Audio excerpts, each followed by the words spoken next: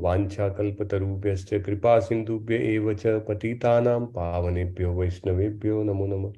अनंत कोटि वैष्णव वृंद की जय, शिला प्रभुपाद की जय, भगवद गीता की जय, सदगुरुदेव की जय।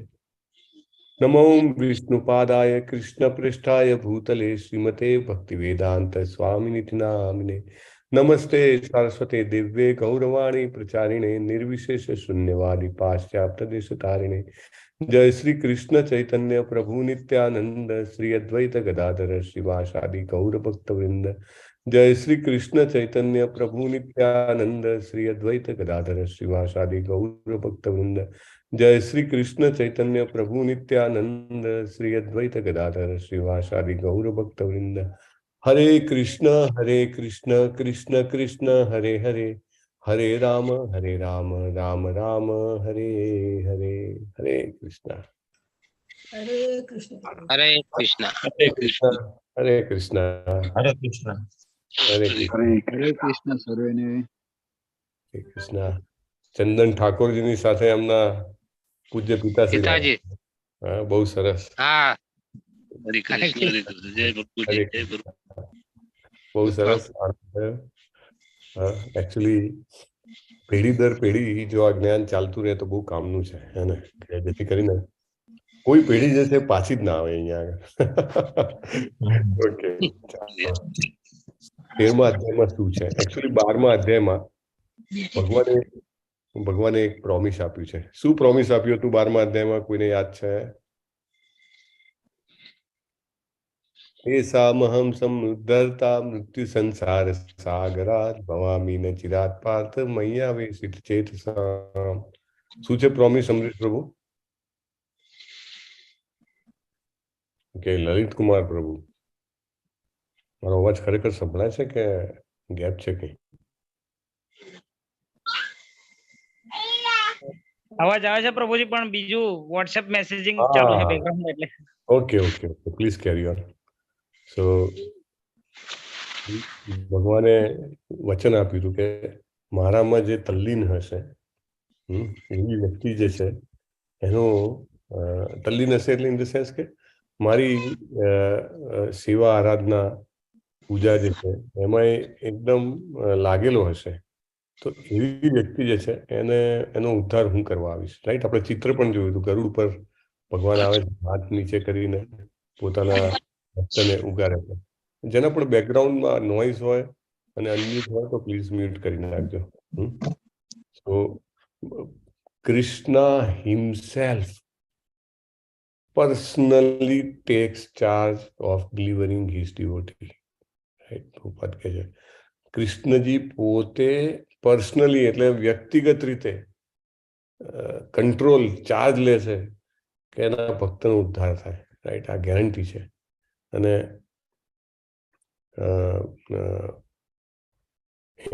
એમની જે આ ગેરંટી આપી એ ગેરંટીને કેવી રીતે એ ઇમ્પ્લિમેન્ટ કરશે કે ભાઈ આ એમને કીધું કે ભાઈ હું ઉદ્ધાર કરીશ તો કેવી રીતે કરશે? એના માટે કંઈક ઇન્ફોર્મેશન, માહિતી, જ્ઞાન જોઈએ ને, કે એમના જે ભક્તો જે છે એમને ભૌતિક જગતમાંથી ઉપર લાવે. રાઈટ, તો એના માટેનું જ્ઞાન જે છે હવે જેને કહેવાય ને કે આપે છે 13મા અધ્યાયમાં. 13મા અધ્યાયની શરૂઆતમાં પહેલા જ શ્લોકમાં અર્જુનજી 6 પ્રશ્નો પૂછી લે છે ભગવાનને. 6 અલગ અલગ પ્રશ્નો અથવા તો 6 અલગ અલગ ટોપિક સમજાવવાની વાત કરે છે કે ભાઈ આ પ્રકૃતિ શું છે? આ પ્રકૃતિ જે આપણે ચારે બાજુ જોઈએ છે અથવા જે આપણા ઉપર કામ કરે છે, પ્રકૃતિ શું છે? પછી કોણ ભોગવી રહ્યું છે આ પ્રકૃતિને? એને ભોગવવા વાળો કોણ છે? પુરુષ કોણ છે? પુરુષ એટલે ભોગવવા વાળો. રાઈટ, ઘરમાં બી હોય કે પુરુષ હોય તો કે એના માટે ખાવા પીવાનું આ તે બધું એની મદદ માટે, એની જરૂરિયાત માટે બધું તૈયાર હોય. એટલે પુરુષ કોણ છે? આ જગતનો પુરુષ કોણ છે? એમ. પછી એવું કહે છે કે ભાઈ જગ્યા, ક્ષેત્ર શું છે?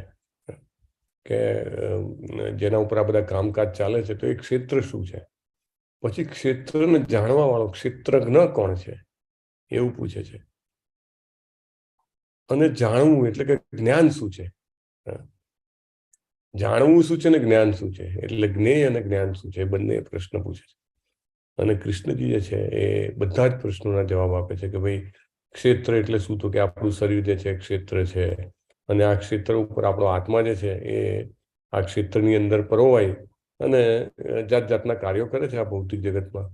અને આત્મા જે છે એ એકચ્યુઅલી જાણવા વાળો છે કે આ ક્ષેત્રમાં શું ચાલી રહ્યું છે. આપણને ખબર પડે ને કે ભાઈ આપણું વજન વધી રહ્યું છે, અથવા તો આપણને ક્યાંક માથામાં દુખાય છે, રાઈટ, અથવા તો મને ભૂખ લાગે છે, અથવા તો મને પગમાં ખંજવાળ આવે છે.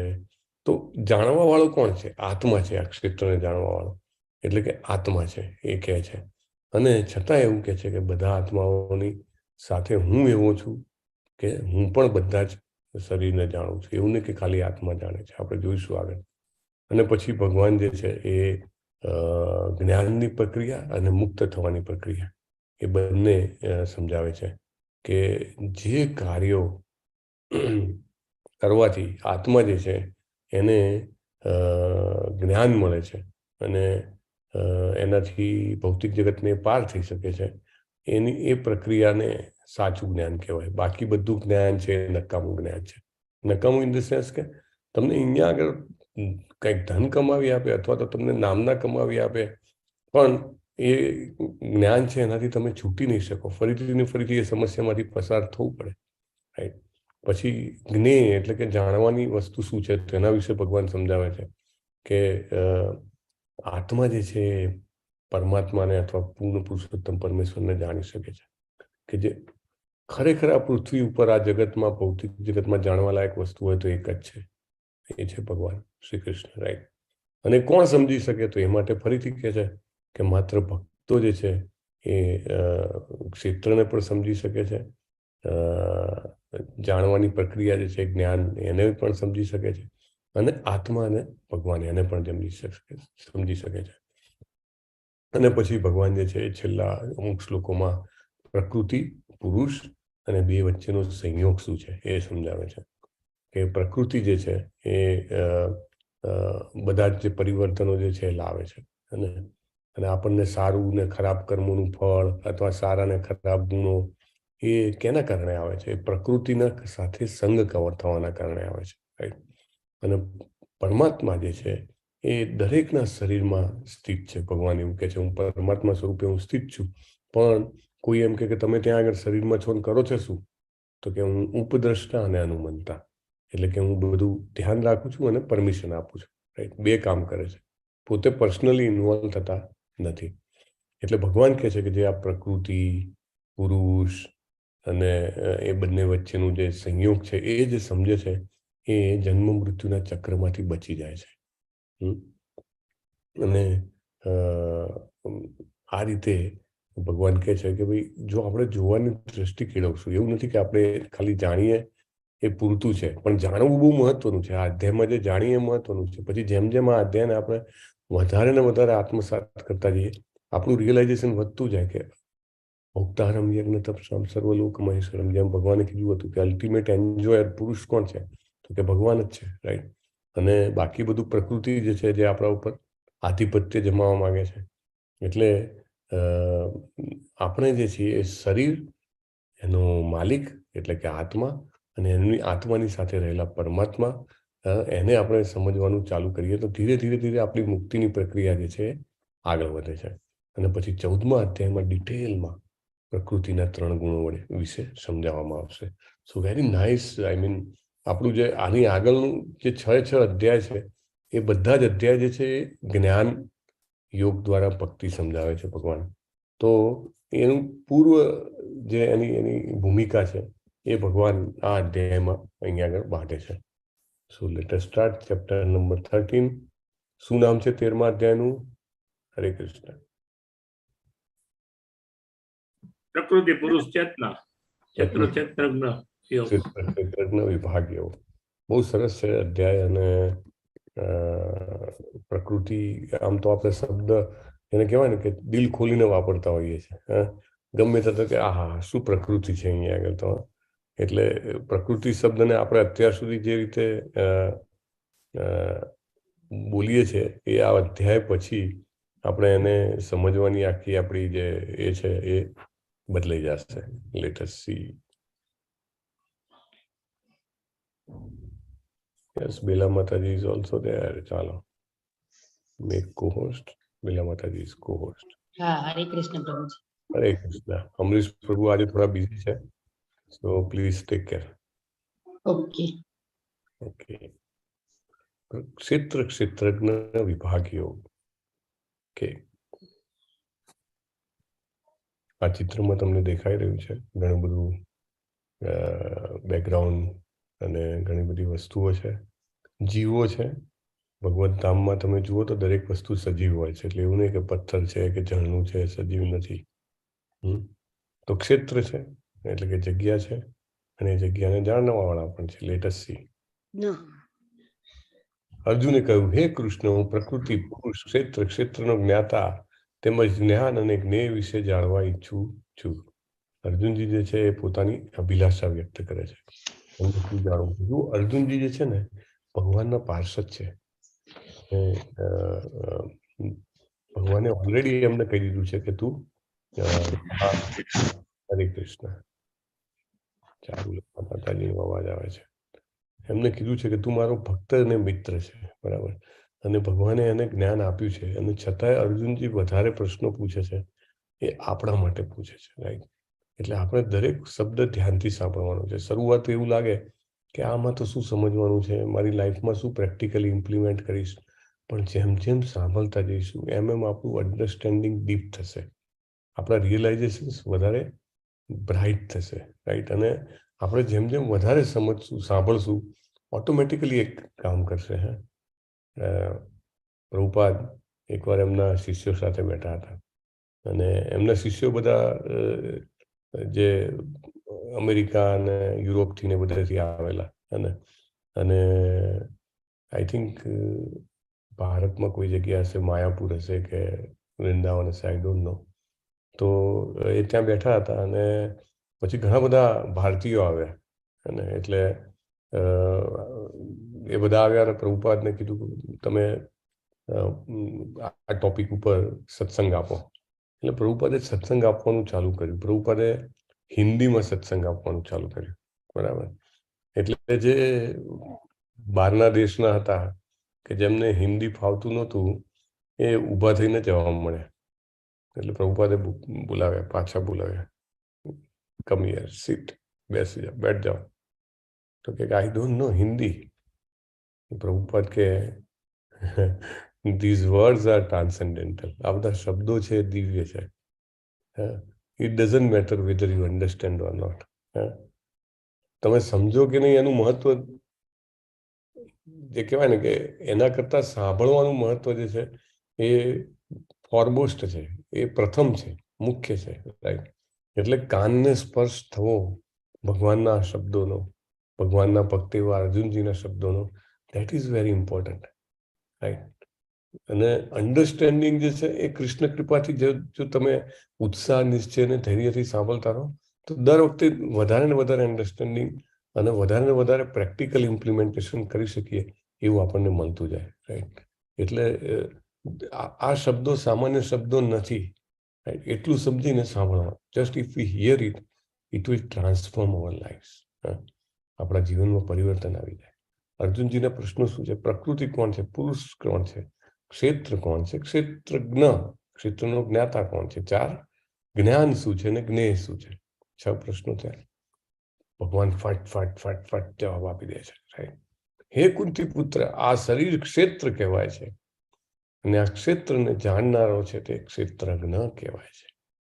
બહુ જ સરસ, સ્ટ્રેટ ફોરવર્ડ આન્સર, બિલકુલ એમાં રોક્યા નથી.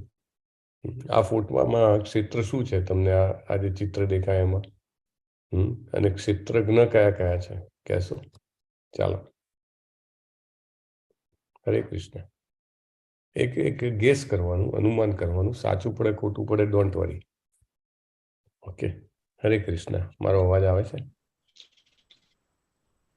આવે આવે. નદીઓ, પ્રકૃતિ બધું ક્ષેત્ર કહેવાય, જે કૃષ્ણ ભગવાન ક્ષેત્ર કહેવાય, પેલી પ્રકૃતિ ક્ષેત્રજ્ઞ. ક્ષેત્રનો જવાબ બરાબર છે. કોણ? ચંદનજી બોલો છો? હા સાહેબ, હા પ્રભુજી. બહુ સરસ, ધન્યવાદ. તમે પ્રયત્ન કર્યો છે, એ તમારી હિંમત બહુ સરસ. ચાલો, અદ્ભુત. બોલો યશોમતીજી. હા. પ્રભુજી, આ શરીર છે એ ક્ષેત્ર છે અને શરીરને જાણનાર આત્મા એક ક્ષેત્રજ્ઞ છે. મેં શું કીધું કે આ ચિત્રમાં ક્ષેત્ર ને ક્ષેત્રજ્ઞ કોણ દેખાય છે? પ્રકૃતિ એ જે છે એ ક્ષેત્ર છે અને કૃષ્ણ ભગવાન એક ક્ષેત્રજ્ઞ છે. ઓકે, ધન્યવાદ. સરસ પ્રયત્ન છે તમારો પણ.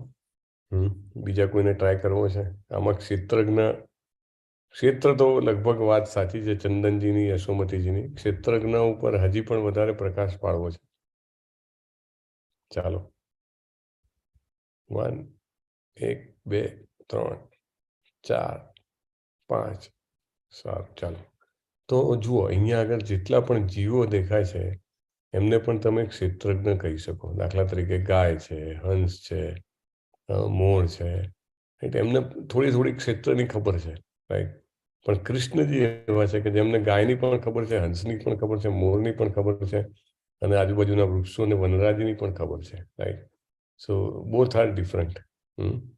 અને એટલા માટે બે ક્ષેત્રજ્ઞ છે. જીવ પણ ક્ષેત્રજ્ઞ છે અને કૃષ્ણજી પણ ક્ષેત્રજ્ઞ છે. Let S C. અદ્ભુત છે. ક્ષેત્રજ્ઞમ ચા આપી મામ વિદ્ધિ સર્વ ક્ષેત્રેષુ ભારત ક્ષેત્ર ક્ષેત્રજ્ઞયોર જ્ઞાનમ યત્તજ્ જ્ઞાનમ તમ મમ. ભગવાન શું કહે છે? જુઓ, બહુ જ મહત્વનો શબ્દ છે અહીંયા, ચ. અરે, આખા શ્લોકમાં મહત્વનો શબ્દ ચ છે? એવું કેવી રીતે હોઈ શકે? યસ, પ્રભુપાદે આ ચ શબ્દ ઉપર ઘણા બધા લેક્ચર્સ આપ્યા છે, રાઈટ. ક્ષેત્રજ્ઞમ ચ અપી મામ વિદ્ધિ. વિદ્ધિ એટલે જાણ, વેદ એટલે જાણ, અથવા વિદ્ધિ એટલે જાણ. મામ એટલે મને પણ જાણ. શું જાણ? તો ક્ષેત્રજ્ઞમ. હું પણ ક્ષેત્રજ્ઞ છું એવું તું જાણ. ભગવાન એવું કહે છે. અને હું પછી કેવો ક્ષેત્રજ્ઞ છું? સર્વ ક્ષેત્રેષુ ભારત. એટલે કે બધા જ ક્ષેત્રોને જાણવા વાળો છું. જેવો તેવો ક્ષેત્રજ્ઞ નથી. This is very important. આપણે ક્ષેત્રજ્ઞ છીએ, આપણે માત્ર આપણા શરીરના એકલાના ક્ષેત્રજ્ઞ છીએ. જ્યારે ભગવાન જે છે એ બધા જ ક્ષેત્રોના ક્ષેત્રજ્ઞ છે, દરેક શરીરના જાણકાર છે, રાઈટ. અને આપણે 3 અવસ્થામાં હોઈએ: જાગ્રત અને સુષુપ્તિ. જાગ્રત અવસ્થામાં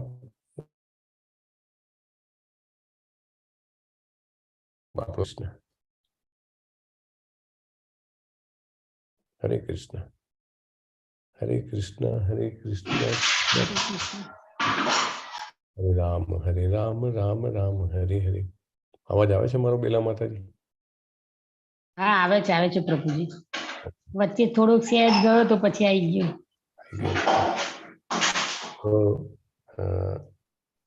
બહુ જ મહત્વની વાત છે. ભગવાન જે છે એ આપણી જાગ્રત અવસ્થામાં, આપણી ચેતના જ્યારે જાગૃત હોય ત્યારે, સુષુપ્ત અવસ્થામાં જ્યારે ચેતના છે એ દિવસનું બધું વિચારી રહી હોય ત્યારે, કે ભવિષ્યનું વિચારી રહ્યું હોય ત્યારે, અને સ્વપ્ન અવસ્થામાં જ બધું વિચારી રહ્યું હોય, અને સુષુપ્ત અવસ્થામાં જ્યારે એકદમ તમે ગાઢ નિંદ્રામાં હો, તમને ખબર ના હોય તમારી આજુબાજુ શું થઈ રહ્યું છે, રાઈટ. ત્રણેય અવસ્થામાં પરમાત્મા જે છે જાગૃત હોય છે ને એ જાણે છે. આપણે માત્ર જાગૃત અવસ્થામાં બધું જાણતા હોઈએ છીએ. ભગવાન જે છે ત્રણેય અવસ્થામાં આપણા શરીરમાં શું ચાલે છે એની એમને ખબર હોય છે. તો ક્ષેત્ર શબ્દ ક્યાંથી આવ્યો? તો ક્ષેત્ર શબ્દ તમે જુઓ તો તમને બધાને ખેતરની ખબર હશે, રાઈટ. ખેતર શબ્દ ખેત્ર ઉપરથી, અને ખેત્ર જે છે ક્ષેત્ર ઉપરથી આવ્યો હોય એવી શૃંખલા બેસી શકે છે. એટલે ક્ષેત્ર એટલે જગ્યા. એ જગ્યા કે જેમાં કંઈ કામ થઈ શકે, કંઈ પણ કામ કરવા માટે જગ્યા જોઈએ, રાઈટ. તો દાખલા તરીકે એક ખેતર છે, તો એ ખેતર ક્યાં છે, કેટલું મોટું છે, એ ખેતરમાં કેવી જમીન છે, ક્યાંથી ક્યાં સુધી ઢાળ છે, રાઈટ. આ બધી ખબર કોને હોય? તો એ જમીનના માલિકને હોય બધી ખબર, રાઈટ. તમારું ખેતર હોય તો તમને ખબર હોય કે તમારું ખેતર ક્યાં આવેલું છે, એના ઉગમને શું છે, સરોવર છે કે શું, એના ડાબી બાજુમાં બીજા કોઈનું ખેતર છે કે શું, જમણી બાજુમાં રસ્તો છે કે શું.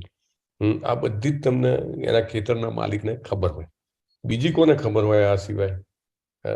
તમારે જે લોકો ફર્સ્ટ ટાઈમ એટેન્ડ કરતા હોય એમના માટે ખાસ પ્રશ્ન છે. હરે કૃષ્ણ. આ ખેતરના માલિકને ખબર હોય, બીજા કોને ખબર હોય? બીજું જે ખેતરમાં કામ કરતો હોય તેને મજૂરને. મજૂરને થોડી ખબર હોય, બરાબર. અને ખરેખર એ કેટલું મોટું છે અને ક્યાં આગળ આવેલું છે એ બધું ક્યાં લખેલું હોય? પ્રભુ હલો 7:12 હા, 7:12 કોણ? આશીષજી બોલ્યા? હા હા. બહુ સરસ. 7:12 ઉતારો બધાને ખબર હોય ને? હા. હે ને? અદભુત, સરસ. સંજયજી, તમારે કંઈ કહેવું છે? ના. ઓકે, ધન્યવાદ. સો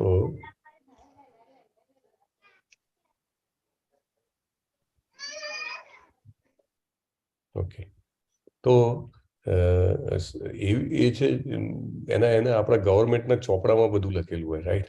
એવી રીતે આપણને આપણા શરીરની ખબર છે, પણ આ શરીર જે છે એને એક ક્ષેત્ર કે એક ખેતર તમે પકડો તો આ ખેતરનો માલિક આપણો આત્મા, એટલે એને ખબર હોય કે આ શરીરમાં શું ચાલે છે. પણ ભગવાનને પણ ખબર હોય, કારણ કે પરમાત્મા સ્વરૂપે આપણા હૃદયમાં વિરાજેલા છે, એટલે એમને પણ બધી ખબર છે. જો આ સત્ય બહુ મોટું સત્ય છે. આપણને એમ લાગતું હોય કે ઠીક છે, આ તો ખબર છે. એ ખબર નથી. એને આત્મસાત કરીએ આપણે કે મારા હૃદયમાં ભગવાન વસેલા છે, તો આપણે કદી ખોટું ન કરીએ. અને આપણે એ રીતે આત્મસાત કરીએ કે દરેક જીવના હૃદયમાં ભગવાન વસેલા છે, તો આપણે એ જીવને નુકસાન નહીં પહોંચાડીએ, બરાબર ને? એટલે બંને રીતે તમને આ ફાયદો રૂપ થાય. તમારું પોતાનું કંઈક ખોટું કર્મ કરવાની ઈચ્છા હોય તો એમાં પણ તમે રોકાઈ જાઓ. તમે બીજા કોઈને તમે ખલેલ તકલીફ પહોંચાડવા માંગતા હો તો તમે ત્યાં પણ રોકાઈ જાઓ. તો બંને રીતે આ સત્યને આત્મસાત કરવાનો ફાયદો છે કે ભગવાન દરેક જીવના હૃદયમાં વસેલા છે. જેવી રીતે ખેતરની ખબર ખેતરના માલિકને અને સરપંચને કે જે કોઈ પણ તલાટી હોય એને ખબર હોય, એવી રીતે શરીરની ખબર આત્માને અને પરમાત્માને બંને હોય છે. અચ્છા, બીજો ભેદ છે. જો આત્માને લિમિટેડ ખબર હોય છે કે ભાઈ આપણે દાખલા તરીકે ખાવાનું ખાઈએ પછી અંદર જાય પેટમાં, કેવી રીતે પચે છે આપણને ખબર છે? ના. એમાંથી લોહી કેવી રીતે બન્યું? ખબર છે? ના. એમાંથી હાડકા કેવી રીતે બન્યા? ખબર છે? ના. એમાંથી સ્નાયુ કેવી રીતે બન્યા? ખબર છે? ના. નખ કેવી રીતે વધે છે? ખબર છે? ના. શરીર વધવાનું બંધ થઈ ગયા પછી પણ નખ તો વધે જ છે. હે, શરીર વધવાનું બંધ થઈ ગયા પછી તો વાળ તો વધે જ છે, રાઈટ? આવું કેમ થાય છે? એટલે આપણા આત્માને લિમિટેડ ખબર છે. આત્મા ક્ષેત્રજ્ઞ હોવા છતાં, જાણકાર હોવા છતાં એને લિમિટેડ ખબર છે. પણ જે પરમાત્મા છે એમને બધી જ ખબર છે. અંદર બેસીને બધું ધ્યાન રાખે છે, એને એ અંદરથી જોવે છે કે આપણા શરીરમાં લોહી ક્યાંથી ક્યાં વહી રહ્યું છે, હે, અને પાચન કેવી રીતે થઈ રહ્યું છે, હૃદય ધબકી રહ્યું છે કે નહીં. એવું વિચારો કે આપણને જેવી રીતે ખાવું પડે છે એવી રીતે ભગવાને આપ્યું હોત કે રોજ આટલી વખત હૃદયનું ધબકાવાનું, હે, તો લોકો ખૂણામાં બેસીને કે શું કરી રહ્યા છે? તો કે હૃદય ધબકાઈ રહ્યો છે. શ્વાસ એની જાતે લઈ રહ્યા છે. પણ એવું હોત કે રોજ આટલા શ્વાસ ગણીને લેવાના, તો કોઈ કહે અરે હું તો શ્વાસ લેવાનું ભૂલી ગયો, હવે મારે બીજું બધું કામ પડતું મૂકીને શ્વાસ લેવા પડશે. ના, એવરીથિંગ હેપન્સ ઓટોમેટિકલી. ભગવાનની આ વ્યવસ્થા છે. This is very important point, very very important. So ક્ષેત્રજ્ઞ બે જણા છે, આપણે અને પરમાત્મા, બરાબર છે? અને એ બધું જ જાણે છે. બીજાના હૃદયોમાં પણ વસેલા છે, એટલે એમની પણ વાત જાણે છે ને આપણી પણ વાત જાણે છે. હવે દાખલા તરીકે આપણા ઘરમાં એક નાની કીડી હોય તો કીડીના મનની વાત પણ એના ત્યાં પણ ભગવાન પરમાત્મા તરીકે છે, એના શરીરમાં પણ એ જીવનું પણ જાણે છે અને આપણું પણ જાણે છે. એટલે એ કોઈ ભેદ રાખતા નથી, એવા ક્ષેત્રજ્ઞ છે. ભગવાન કે છે આ બધું જ્ઞાન છે. ભગવાન પણ જુઓ, પોતે એવું નથી કહેતા કે હું મારી રીતે આપું છું. ભગવાન તો આપી શકે, ભગવાન જે બોલે એ જ્ઞાન થઈ જાય, ભગવાન જે બોલે એ વેદ બની જાય. પણ ભગવાન એવું નથી કરતા. ભગવાન વેદોનો રેફરન્સ આપે છે. કોઈ વેદોમાં આવું લખ્યું છે, વેદોમાંથી જાણવું. તો એવી રીતે આપણે પણ ભગવદ્ ગીતામાંથી જાણવું જોઈએ. એમને એમ નહીં બોલવાનું કે આમાં આવું હોય ને તેવું હોય. ના, ભગવદ્ ગીતામાં ભગવાન આવું બોલ્યા છે, ભાગવતમમાં આવું છે, લાઈક ધેટ. વિભિન્ન ઋષિઓએ વિભિન્ન વૈદિક ગ્રંથોમાં કાર્યના ક્ષેત્ર અને કાર્યના જ્ઞાતાના જ્ઞાનનું વર્ણન કર્યું છે. તે ખાસ કરીને વેદાંત સૂત્રમાં કાર્યકારણના સર્વ ઉદ્દેશ સહિત પ્રસ્તુત કરવામાં આવ્યું છે. We'll take this later. તમે પ્રભુપાદના ભાવાર્થ વાંચશો ને તો પંચકોશો બધા જ આવી જાય છે. બહુ સરસ છે. જ્યારે વ્યક્તિની એની લેટેસ્ટ ટેકઅપ પ્રભુપાદ વર્ણન કરે છે કે પ્રાથમિક જ્યારે ચેતનાનું પ્રથમ કક્ષા હોય ને ત્યારે વ્યક્તિ જે છે હંમેશા અન્નમય કોષમાં હોય. અન્નમય એટલે એની ચેતના માત્ર એટલામાં જ હોય કે આજનું ખાવાનું મળ્યું કે નહીં, શું ખાધું, ક્યારે ખાધું, કેવું ખાધું, એનું એમાં ને એમાં જ મન હોય. કેવી સુગંધ આવતી હતી, કેવું દેખાતું હતું, કઈ જગ્યાએ ખાધું, બસ આજ ખાવું ખાવું ખાવું ખાવું. પ્રાથમિક ચેતના હોય વ્યક્તિની માત્ર અન્નમય ચેતના હોય. માત્ર એને પેટ ભરાવ્યું એટલે બહુ થઈ ગયું. ઘણા બધા રાજ્યોમાં એવું હોય ને કે ગવર્મેન્ટો ફ્રી ફૂડ આપે, રાઈટ? તો એની જનતા જે છે બસ એમાંથી સંતૃપ્ત હોય, ખાવાનું મળે છે ને બહુ થઈ ગયું. પછી એનાથી આગળ વધે તો પ્રાણમય કોષમાં પ્રગતિ થાય કે ભાઈ ના, ખાવાથી નહીં થાય, મારે સ્વરક્ષણ પણ કરવું પડે. ઠંડી, ગરમી, ચોમાસું, વરસાદ આવે કે તાડ તાપ કાંઈ પણ કહો, તેનાથી રક્ષણ માટે એને ઘર જોઈએ, છાપરું જોઈએ, રાઈટ? એટલે પોતાનું રક્ષણ કરે. તો પછી ઘર બનાવે, પછી કે ભવિષ્યમાં ક્યાંક પૈસાની જરૂર પડશે તો પૈસાને સાચવે અથવા તો ક્યાંક ઇન્વેસ્ટ કરે પૈસાને. તો ધીમે ધીમે અન્નમય કોષમાંથી ખાવાથી ઉપર આવ્યો અને પોતાના સેફટી માટે વિચારે છે. તો પ્રાણમય કોષમાં આવ્યો, સ્વરક્ષણ. એનાથી ઉપર વધે તો એને જ્ઞાનમય કોષમાં આવે. એને એમ થાય કે આ તો બધું બરાબર છે, ખાવા પીવાનું રક્ષણ બરાબર છે. બહુ મહત્વનો પોઈન્ટ છે કે હું કોણ છું, હું ક્યાં છું અને આ બધું કેમ આવી રીતે ચાલી રહ્યું છે. અને પ્રશ્ન થાય ને જાણવાની ઈચ્છા થાય, એ ફાંફા મારે, રાઈટ? ભગવદ્ ગીતાના સમય આવે ત્યારે એની ચેતનાનો વિકાસ થયો ગણાય. કેમ બધા ભગવદ્ ગીતા વિશે જાણવા માટે સમય નથી કાઢી શકતા, કે ઈચ્છા નથી થતી, કે ઈચ્છા થાય છતાં કરી નથી શકતા, રાઈટ? બહુ મહત્વનો પોઈન્ટ છે કે એ અધિકાર બધાનો નથી હોતો. જ્યારે અન્નમય અને પ્રાણમય કોષની પરે આવે ત્યારે એને ખરેખર જ્ઞાન મેળવવાની ઈચ્છા થાય અને ત્યારે એ જ્ઞાનમય કોષમાં પ્રવેશે એની ચેતના, અથવા એ ચેતનાનો એટલો વિકાસ થયો હોય કે એને અધિકાર મળે. ભલે આ ફ્રી ઓફ કોસ્ટ ચાલી રહ્યું છે, રાઈટ? છતાં કેમ not everybody is able to do. એ અધિકાર પ્રાપ્ત થતા થોડી વાર લાગે. એ વિકાસ છે, ચેતનાનો ક્રમિક વિકાસ કહેવાય, જ્ઞાનમય કોષ. અને પછી એનું નેક્સ્ટ સ્ટેપ વિજ્ઞાનમય કોષ. વિજ્ઞાનમય કોષ એટલે એને ખબર પડે કે મારી પરે જે છે એ એક એવી શક્તિ છે કે જે બધું જ કંટ્રોલ કરી રહી છે, રાઈટ?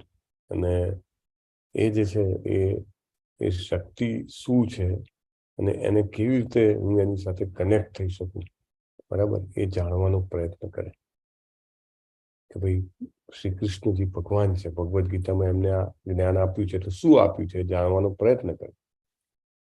અને ખરેખર એ જાણીને પછી એ પ્રમાણે જ્યારે કાર્ય કરે, દાખલા તરીકે ભગવાનને ભોગ લગાવીને જ જમવું અથવા ભગવાનને લગાવેલો પ્રસાદ જ ગ્રહણ કરવું, રાઈટ?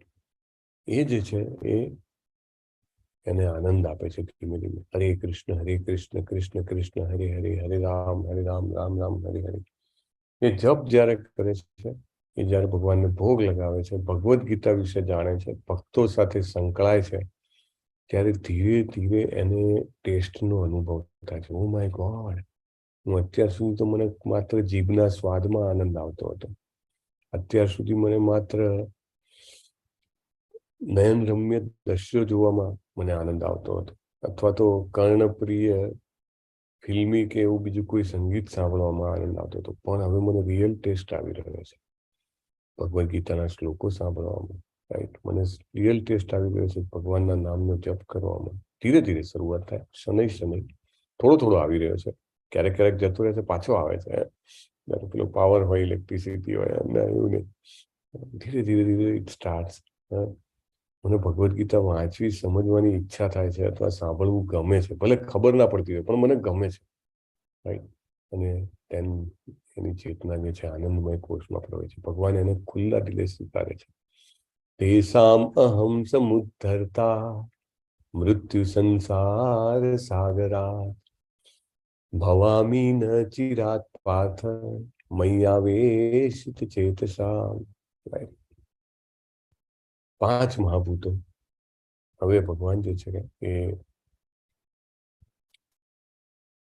જ્ઞાનના ભાગ જે છે એ સમજાવવાનો પ્રયત્ન કરે છે કે કાર્યના ક્ષેત્ર શું છે. કે પંચમહાભૂત. પંચમહાભૂત કયા કયા છે? હરે કૃષ્ણ. કોઈ પણ બોલી શકે છે અનમ્યુટ કરીને. જળ, અગ્નિ, વાયુ, આકાશ. અને 3 ઇન્દ્રિયો, મન, બુદ્ધિ ને અહંકાર. પંચમહાભૂતમાં 5 જ આવે, બરાબર ને? પૃથ્વી, જળ, અગ્નિ, વાયુ ને આકાશ. અને પછી આ 5 થી તો આપણું શરીર બને. પણ જે બિલા માતાજીએ કીધું એનાથી શું બને છે? આ સ્થૂળ શરીરની અંદર શું હોય છે બીજું? મન, બુદ્ધિ ને 3 ઇન્દ્રિયો, મન, બુદ્ધિ ને અહંકાર. સૂક્ષ્મ શરીર, મન, બુદ્ધિ, અહંકાર. હા, સૂક્ષ્મ શરીર. આપણા શરીર જે છે એને 3 આવરણ છે. પહેલું બહાર દેખાય છે અરીસામાં એ સ્થૂળ શરીર. એ સ્થૂળ શરીર પંચમહાભૂતોનું બનેલું છે. પછી એની અંદર એક સૂક્ષ્મ શરીર છે. એ સૂક્ષ્મ શરીર છે એ મન, બુદ્ધિ અને અહંકારનું બનેલું છે, મિથ્યા અહંકાર. અને એની અંદર જે આત્મા છે, કારણ શરીર. તો ભગવાન કહે છે કે આ 8 વસ્તુઓ વત્તા અવ્યક્ત 10 ઇન્દ્રિયો કીધી છે, રાઈટ? કર્મેન્દ્રિયો અને જ્ઞાનેન્દ્રિયો. મન, ઇન્દ્રિયના વિષયો. ઇન્દ્રિયના વિષયો એટલે કે જે ઇન્દ્રિયોને ખેંચે છે એ, રાઈટ? ઈચ્છા, દ્વેષ, સુખ, દુઃખ, સંગાત, ચેતના અને ધૈર્ય. આ સર્વને કાર્યના ક્ષેત્ર તથા તેમની આંતરક્રિયાઓ કહેવામાં આવે છે. આ બધામાં પણ વ્યક્તિ મન, વચન કે કર્મથી કાર્ય કરે છે. એટલા માટે એને કાર્યનું ક્ષેત્ર કહેવાય છે, રાઈટ? આના વિશે પ્રભુપાદે સરસ એમના ભાવાર્થમાં સમજાવેલું છે. તો તમે એને ડિટેલમાં વાંચીને સમજી શકો છો. પણ અત્યારે આ જાણવું જરૂરી છે કે આ બધા પણ જે છે કાર્યના ક્ષેત્ર છે. હવે ભગવાને 12મા અધ્યાયમાં ક્વોલિટીઝ, ગુણોનું વર્ણન કર્યું હતું. એ શેની ક્વોલિટીઝ હતી? કયા ગુણો હતા? ભક્તના લક્ષણો. ભક્તના લક્ષણો. ભક્તના લક્ષણો. ભક્તના ગુણો, ભક્તના લક્ષણો જે ભગવાનને ખૂબ જ પસંદ છે. અને અહીંયા આગળ હવે ભગવાન જે વર્ણન કરે છે એ ગુણો શેના માટેના છે? જ્ઞાનની વ્યાખ્યા આપી છે. જ્ઞાન કોને કહેવાય? એક જ જ્ઞાનમ ઉત્તમ, જ્ઞાનમ યદતો અન્યથા. હવે ભગવાન જે છે એ ગુણોનું વર્ણન કરે છે કે જ્ઞાન શું છે. અને તમને બધાને અચંબો લાગશે કે સૌથી પહેલો ગુણ જ્ઞાનનો અમાનિત્વમ છે. બોલો, અત્યારે તો કેવો જમાનો છે કે ઘણા બધા લોકો ફૂલાઈ પડતા હોય છે. Okay, I found this on the web for तुमसे मिलके आंसू. સોરી, તો સૌથી મોટો ગુણ જે છે, સૌથી પહેલો ભગવાને જે જ્ઞાનની વ્યાખ્યામાં કીધો એ અમાનિત્વમ છે. અત્યારે તો અહીંયા આગળ લોકોને થોડું ઘણું કંઈ જ્ઞાન આવે પોપટીયું તો પણ ખૂબ જ ઘમંડ થઈ જાય છે, હે ને? તો એ ઘમંડ જે છે એને નહીં હોવો, એને ભગવાને જ્ઞાનનું પહેલું લક્ષણ કર્યું છે. જેવી રીતે વૃક્ષો ઉપર ફળો આવે, આંબા ઉપર કેરી આવે તો નમે ને, રાઈટ? નમવો જોઈએ, રાઈટ? ભગવાને એ સૌથી પહેલો ગુણ કીધો છે જ્ઞાનની વ્યાખ્યાનો, અને એટલે આપણે સમજવાનું છે જ્યાં સુધી જેટલું પણ અભિમાન હોય એ અભિમાન જે છે એ શું બતાવે છે કે હું અજ્ઞાની છું. અને ખાસ કરીને આપણી જે પાશ્ચાત્ય સંસ્કૃતિ છે, જે એકેડેમિક એજ્યુકેશન છે, એમાં વ્યક્તિ જેમ જેમ આગળ વધતો જાય છે, સમજો કે ગ્રેજ્યુએટ થઈ ગયો, પોસ્ટ ગ્રેજ્યુએટ થઈ ગયો, પછી પીએચડી કરી નાખ્યું, તો આ બધું જે છે એનો અહમ વધારે છે. અરે હું તો આર્કિટેક્ટ છું, અરે હું તો એન્જિનિયર છું, અરે હું તો સીએ છું, અરે હું તો ડૉક્ટર છું, અરે હું તો વકીલ બન્યો છું. આ બધી જ ઉપાધિઓ જે છે, ઉપાધિ એટલા માટે કીધી છે એનું કે ઉપાધિ કરે છે ખરેખર. એ બધી ઉપાધિઓ આપણા મનમાં માન જન્માવે છે. હું શક્તિશાળી છું, મારું શરીર સ્વસ્થ છે, આહા હા, હું બહુ સારું દેખાઉં છું, દેખાઈ છું, right. All this things create proud, અને એ પ્રાઉડ છે એ આપણા અજ્ઞાનની નિશાની છે. This is very important, right. કોઈને એમ હોય કે હું શરીર મારું બહુ સારું છે, તો ધેટ મીન્સ કે આપણે શરીર છે એવું સમજીએ છીએ. બીજા જ અધ્યાયમાં ભગવાને કહી દીધું કે આપણે શરીર નથી, આત્મા છીએ, રાઈટ. એટલે જ્યારે ભગવાને આપેલા ગુણો ઉપર આપણે વધારે ને વધારે મનન કરીએ અને ભક્તોએ આપેલા અનુવાદો વાંચીએ, સાંભળીએ, ચર્ચા કરીએ, ત્યારે આપણને ખબર પડે કે ઓહ, આ ગુણ મારામાં નથી, મારે આ ગુણ વિકસાવવો છે. અમાનિત્વમ, this is very very very very important. અને આપણે પ્રભુપાદ જે છે એને બીજી એક રીતે સમજાવે છે અમાનિત્વમને, કે માન, બીજા પાસેથી માનની અપેક્ષા ન હોવી. દાખલા તરીકે કોઈ તમારી પ્રશંસા કરે એવી અપેક્ષા ના હોય. લગભગ બધામાં હોય. નાનું બાળક બી એવું જ છે કે હું કંઈક બોલું તો તાળી પાડે, તો કે હા સરસ બોલ્યું. પણ નાનું બાળક ઓકે છે, you need to increase the confidence. પણ આપણે હંમેશા બાળક જ રહીએ છીએ જીવનભર, રાઈટ. કોઈ આપણને એમ કે ના તમે સારું કર્યું, ના તમે બહુ મહાન છો, તમે તો આમ કરો છો, તેમ કરો છો, વાહ ભાઈ વાહ. તો આ રીતે લોકોને વાહવાહી લેવી હોય છે. દાખલા તરીકે ઘરે કંઈક પ્રસંગ કરે, લગ્ન પ્રસંગ કરે, તો એમ કે ભાઈ કેટલા લોકો આવીને કે હા તમે બહુ સરસ કર્યું, રાઈટ. એટલે પ્રશંસા પામવાની ઈચ્છા ન હોવી એ જ્ઞાનનું મોટું લક્ષણ છે. કેવી સરસ વ્યાખ્યા છે, રાઈટ. અને ભગવાને આ વ્યાખ્યા આપી છે એટલે આપણે જાતે વિચારવાનું કે ક્યારે ક્યારે ક્યાં ક્યાં મને માન મેળવવાની ઈચ્છા થાય છે, અને હું એમાંથી કેવી રીતે મુક્ત થઈ શકું, જેથી કરીને જે ભગવાન વિશેનું જ્ઞાન છે, આધ્યાત્મિક જ્ઞાન છે, એ હું મેળવી શકું. અને આ ગુણ સર્વપ્રથમ રાખેલો છે. મોટે ભાગે આપણે ખોટા કાર્યો અથવા તો અનનેસેસરી એન્ડ્યોર્સ, જે જરૂર નથી એના પ્રયત્નો શું કામ કરીએ છીએ? માન મેળવવા માટે, રેકગ્નિશન માટે, અરે મને કોઈ એક્સેપ્ટ કરે, સ્વીકારે, એના માટે. Not for that we should do. દાખલા તરીકે વ્યક્તિ બહુ કમાવાનો પ્રયત્ન કરે. કેમ?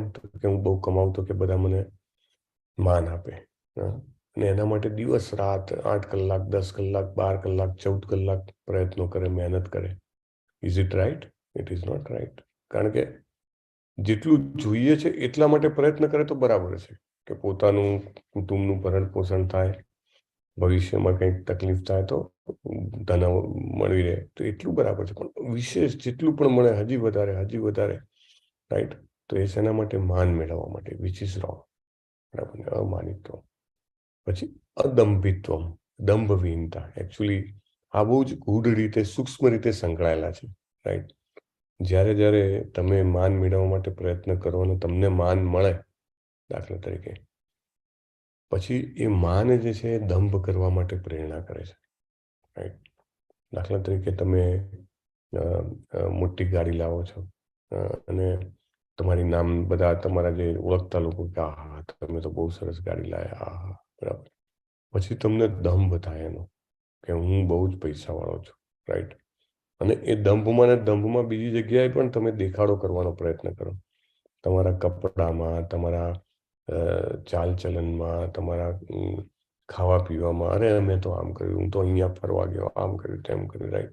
દંભ ચાલુ થાય. ને આ દંભની તો એવું છે કે આપણો આખો સમાજ જે છે, ભારતીય સમાજ, એકચ્યુઅલી તમે જોવા જાઓ તો દેખાદેખીનો સમાજ છે, રાઈટ. તો દંભ જે છે બહુ જ સૂક્ષ્મ રીતે ઘર કરી ગયો છે. આપણે ક્યાં ક્યાં દંભ કરતા હોઈએ, કેવો દંભ કરતા હોઈએ, એ આપણે વિચારીએ ત્યારે તો માંડ હાથમાં આવે, નહીં તો આપણને ખબર જ ના પડે. એટલે દંભ વિહીનતા જે છે એકદમ નેચરલ, રાઈટ, બાળકના જેવું, એને જ્ઞાનનો બહુ મોટું લક્ષણ કીધેલું છે.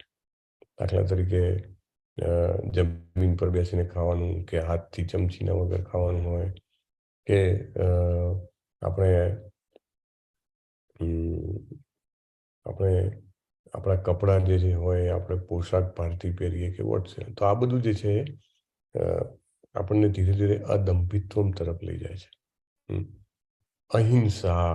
અહિંસા એટલે શું? ચાલો, ઓપન ટુ ઓલ. અહિંસા એટલે શું? કોઈની હિંસા ના કરી. હરી બોલ. સરસ ચંદનજી. કોઈની હિંસા ના કરવી. ગમે તેવો નાનો જીવ હોય, દાખલા તરીકે તમે જતા હો ને રસ્તામાં તમારા પગ નીચે કીડી આવતી હોય ને તો પગ હટાવી લ્યો, તો તમે હિંસા બચાવી કહેવાય ને, તો અહિંસા કહેવાય. યશોમતી માતાજી, બીજું શું અહિંસાનો અર્થ? મન, વચન અને કર્મથી અહિંસાનું પાલન કરવું. કોઈને દુઃખ થાય એવા શબ્દો બોલવા નહીં, કોઈને દુઃખ થાય એવું કાર્ય કરવું નહીં, અને કોઈનું મારવું નહીં અથવા તો એ પ્રકારનું કોઈ કાર્ય કરવું નહીં. સરસ. મન, વચન અને કર્મ થી કોઈને હાનિ ન પહોંચે એવા પ્રયત્ન કરવા, એને પણ અહિંસા કહેવાય. બહુ સરસ. લલિત કુમાર વેદ પ્રભુ. હરે કૃષ્ણ પ્રભુજી. હરે કૃષ્ણ. કોઈની આધ્યાત્મિક પ્રગતિમાં રૂકાવટ ના કરવી જોઈએ. હરી બોલ. રૂકાવટ કરીએ તો હિંસા છે. અને આપણી પાસે જ્ઞાન હોય અને કોઈને ન આપીએ તો પણ એક હિંસા જ છે. હરી બોલ. હરી બોલ. બહુ સરસ. ધન્યવાદ લલિત કુમાર પ્રભુ. આ એક નવો જ આયામ છે, રાઈટ? આ કંઈક સમજવાની નવી વસ્તુ છે. યસ, આરતી નેગાથી માતાજી, તમારે કાંઈ એડ કરવાનું છે? હરે કૃષ્ણ પ્રભુજી, એ જ પોઈન્ટ હતો કે કોઈની આધ્યાત્મિક પ્રગતિ ન રોકવી એ અહિંસાનો ભાગ છે. હા, બહુ મોટી વાત છે. યસ, કોઈની આધ્યાત્મિક પ્રગતિ ના રોકવી. આ શું? આધ્યાત્મિક પ્રગતિ ના રોકવી એટલે શું? તો એ બહુ મોટી વાત છે. ચાલો, કોઈ દાખલો આપશે કે આધ્યાત્મિક પ્રગતિ કેવી રીતે રોકાય? કોણ દાખલો આપશે? બોલો. યશોમતીજી એને અનમ્યુટ કર્યું છે, ચંદન ઠાકોરજી અનમ્યુટ કર્યું છે. બોલો. ધારો કે અત્યારે હું જે ગીતાનું જ્ઞાન લઈ રહ્યો છું, બરાબર? તો મને કોઈ વ્યક્તિ એવું કહે કે તમે આ ખોટું કહી તો આ તમે ગીતાનું જ્ઞાન ના લઈ શકો, એને એ રોકવી કહેવાય એમ, આધ્યાત્મિક પ્રવૃત્તિ. ઓકે, સરસ. બરાબર છે. ગુરુજી, બોલો. ધારો કે આપણે હોય અને આપણા ભાઈ હોય કે બીજા કુટુંબી હોય, તો આપણે ધર્મમાં ગમે આગળ વધતા હોય ભાગવું, તો બીજા એમ કે આ નો નહીં કરાવવાનું એમ, એને ઈ કે કઈ કાય એમ. બહુ સરસ. ભાઈ તું આ કરીશ જ નહીં, આ શું છે? તું ગીતા તો હવે ઘરડાઓ કરે, તું મૂકી દે, રાઈટ? બહુ સરસ દાખલો આપ્યો. બોલો યશોમતીજી. આ પ્રહલાદનું એક્ઝામ્પલ, એને ભક્તિ કરવામાં બહુ વિઘ્નો એના કુટુંબીજનો તરફથી આપવામાં આવ્યા, તો એક્ઝામ્પલ અપાય. Okay, okay. ચાલો, પ્રહલાદ મહારાજ ઉપર હિંસા કરવામાં આવી હતી એટલે તો ભગવાન નરસિંહજી બનીને આવી ગયા ને, રાઈટ, અને હિરણ્યકશિપુને ફાડી નાખ્યો. બહુ સરસ એક્ઝામ્પલ, તો સરસ છે. ચાલો, બીજા કોઈને એડ કરવાનું છે કઈ? હરે કૃષ્ણ. તો જુઓ, દાખલા તરીકે માંસાહાર છે, તો માંસાહાર કરવામાં શું પ્રોબ્લેમ છે? તો માંસાહાર કરવા માટે, એટલે કે પોતાની ઇન્દ્રિય તૃપ્તિ કરવા માટે વ્યક્તિ બીજા જીવની હત્યા કરે છે અથવા કરાવે છે, બરાબર? અને હવે કર્મનો કાયદો કેવો છે કે દરેક જીવ જે છે પોતાનો કર્મ ભોગવી રહ્યો હોય છે. એટલે દાખલા તરીકે કોઈક બકરી છે કે મરઘી છે કે બીજો કોઈ પણ જીવ છે, એ જીવ એના શરીરમાં એ પોતાના કર્મ ભોગવી રહ્યો છે. એટલે માત્ર એ શરીરમાં એ નેચરલી જન્મ થઈને નેચરલી જીવે અને નેચરલી મૃત્યુ પામે ને તો પણ એનો આધ્યાત્મિક વિકાસ થાય છે. આપણને આ નવાઈ લાગે, આપણને એવું લાગે આધ્યાત્મિક વિકાસ એ જ્યારે આપણે મનુષ્ય શરીરમાં જે કરીએ ધાર્મિક પ્રક્રિયાઓ કે આધ્યાત્મિક વિધિ કરીએ એનાથી જ થાય, એનાથી ફાસ્ટ થાય છે, right? Otherwise slow development, slow spiritual progress દરેક જીવનો થઈ રહ્યો હોય છે, રાઈટ? એને દાખલા તરીકે કોઈ પણ પ્રાણીના શરીરમાં રહેવાનું હોય તો એ શરીરમાં એ મરે ત્યાં સુધી એનો ગાળો નક્કી હોય, એટલા ટાઈમે રહે ને એટલે એના અમુક કર્મો કપાઈ જાય. હવે દાખલા તરીકે તમે ઇન્દ્રિય તૃપ્તિ માટે, તમારા ખાવા માટે જીવની હત્યા કરો તો જે જીવ ને તમે માર્યો છે એને ફરીથી એ જીવનીમાં જન્મ લેવો પડે છે, કારણ કે સજા તો પૂરી કરવાની છે. હા, સમજ્યા કે નહીં તમે? કે સમજો 10 વર્ષની જેલ હોય અને વચ્ચે વ્યક્તિ જેલ તોડીને નાસી જાય અથવા તેને નસાડી દેવામાં આવે તો ફરીથી પાછો પકડાય ત્યારે ઉલટી સજા બીજી એડ થાય. એટલીસ્ટ એવું તો નથી કુદરતના કાયદામાં સમજો એને 5 વર્ષ કોઈ પશુ તરીકે જીવવાનું હતું ને વચ્ચે જ તમે એનો વધ કરી નાખો તો એને ફરીથી જન્મ લેવો પડે અને ફરીથી એને એ સમય પસાર કરવો પડે. ફરીથી જન્મ લેવો એ કેટલું કષ્ટદાયક છે. આપણે પેલું મૂવી જોયું હતું birth again death again, right ને? તો એની આધ્યાત્મિક યાત્રામાં તમે અડચણ ઊભી કરી દીધી. એની યાત્રા ફરીથી કરવી જ પડશે. ચાલો દાખલા તરીકે એક બીજું ઉદાહરણ આપું. તમે ફ્લેટમાં તો રહ્યા છો ને, તમારા મને કેટલા લોકો ફ્લેટમાં રહે છે? ફ્લેટ એટલે ખબર ને, પેલું એકની ઉપર એક બધા ઘર બાંધેલા હોય. તો એક વ્યક્તિ જે છે સવારના બિઝનેસ ઉપર કે ઓફિસ જવા માટે બહાર નીકળે છે, તૈયાર થઈને સરસ ઇસ્ત્રીવાળા કપડાં પહેરીને, સાફ સફાઈ કરીને, અને જેવો બહાર નીકળે છે એવો ઉપરથી ફ્લેટમાંથી બીજી વ્યક્તિ છે એ કાદવવાળું પાણી જે છે ઉપરથી નાખે છે. તેના પેલાના કપડાં અને બધું બગડી ગયું કે નહીં? બરાબર. એ ઝઘડો કરવાનો એની એ હોય તો અલગ વાત છે, અથવા તો ખબર પડે કે ના પડે, પણ પાછું એને ઘેર જઈને કપડાં બદલીને ફરીથી જવું પડે કે ના જવું પડે? હા તો બોલો. હા, જવું પડે. તો એવી જવું પડે. તો એવી રીતે જે જીવ મારવામાં આવે છે એના શરીરને ખાવા માટે એને ફરીથી જન્મ લેવો પડે છે. એટલે એની આધ્યાત્મિક યાત્રા જે છે એ અધૂરી રહી ગઈ ગણાય. રાઈટ? દરેક જીવ પોતાની આધ્યાત્મિક યાત્રા કરી રહ્યો છે અને એને મારવાથી આપણે એના યાત્રામાં ડિસ્ટર્બન્સ, ખલેલ ઊભું કરી રહ્યા છીએ અને એટલા કારણે આપણને બહુ મહાન પાપ લાગે છે. દરેક જીવ પોતાની ભગવત ધામ પાછી જવાની યાત્રા છે. 84 લાખ યોની છે. એટલે એમાંથી એક પછી એક પછી એક પછી એકમાં જતો હોય છે. એટલે તમારે મારાથી સમજો સાવ નાની કીડી પણ મરી જાય તો બી એને ફરીથી એ કીડી તરીકે જન્મવું પડે છે. એટલે we have to be very careful. અહિંસાનું એટલે મહત્વ છે. સો અહિંસા, પછી સહિષ્ણુતા. રાઈટ? પ્રભુપાદ જે છે એ બહુ જ સરસ રીતે વર્ણન કરે છે કે સહિષ્ણુતા શું છે. સહિષ્ણુતા એટલે શું? કોઈને વ્યાખ્યા આપવી છે સહિષ્ણુતાની?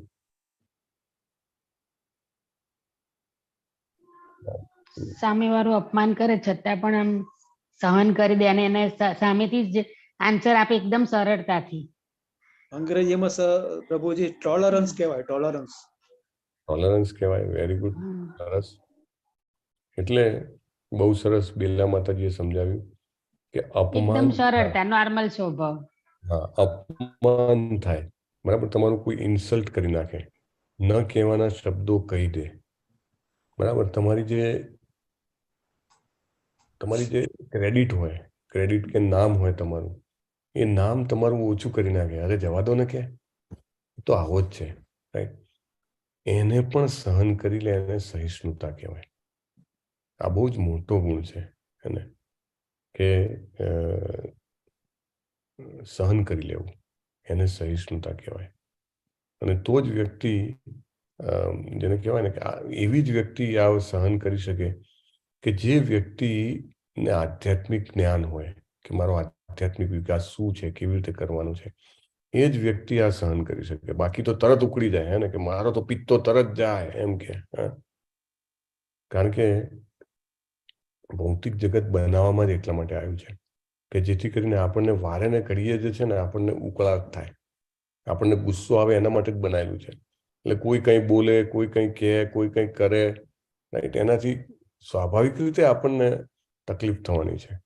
એ આ ભૌતિક જગતનો આ કાયદો જ છે, એને બનાવવામાં જ એટલા માટે આવ્યું છે, રાઈટ? માત્ર 5 વર્ષનો છોકરો પ્રહલાદ જે છે એ આધ્યાત્મિક જ્ઞાનમાં એટલા ઓતપ્રોત હતા પ્રહલાદજી, કે જ્યારે એમના ખુદના પિતા એમને મારવા માટે જ્યારે બધા જ રસ્તાઓ અપનાવતા હતા ત્યારે એકદમ શાંતિથી સહન કરતા હતા. કારણ કે એવું કરવાથી, સહન કરવાથી આધ્યાત્મિક યાત્રા જે છે એને સારી રીતે કરી શકે, ભગવાનનું નામ સારી રીતે લઈ શકે. હવે હું નાની નાની વાતમાં હું ક્ષુબ્ધ થઈ જતો હોઉં, ખલેલ પામી જતો, અરે મારી લાઈફમાં આવું ના થવું જોઈએ, અરે પેલા આવું ના બોલવું જોઈએ, અરે મને મારી સાથે આવું નતું કરવા જેવું, મને અન્યાય કર્યો છે. આવું જયારે વારે ઘડીએ આપણે વિચાર કરીએ, કર કરીએ, તો શું થાય કે પછી મને જયારે હરે કૃષ્ણ કૃષ્ણ કૃષ્ણ હરે હરે, હરે રામ રામ રામ હરે હરે જપવું હોય તો બહુ તકલીફ પડે ને. પછી યાદ પેલું જ આવે, પેલાએ આવું કીધું, પેલાએ આવું કર્યું, right? So V have to be very careful કે કઈ વસ્તુને મારે ગણવાની છે ને કઈ વસ્તુને મારે લેટ ગો કરવાની છે. So it is very important. અચ્છા, આની પહેલાનો આગળનો જે અહિંસામાં લલિત કુમાર પ્રભુએ એક બીજો પોઈન્ટ કીધો હતો જેની વ્યાખ્યા રહી ગઈ. નાઉ આઈ રિકલેક્ટ કે જનરલી જે લોકો જે છે એ અજ્ઞાનમાં રાજતા હોય છે, હે ને? એટલે કે અજ્ઞાન એટલે કે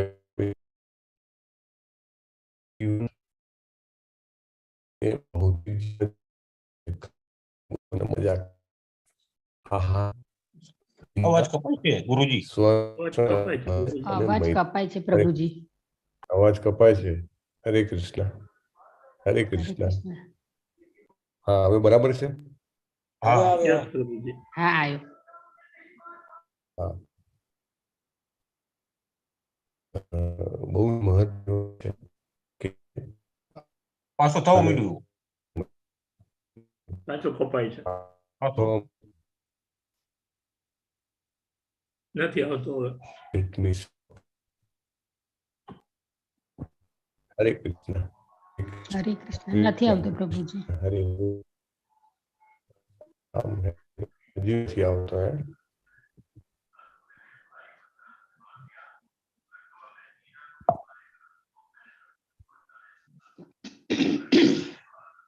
હરે કૃષ્ણ, હરે કૃષ્ણ.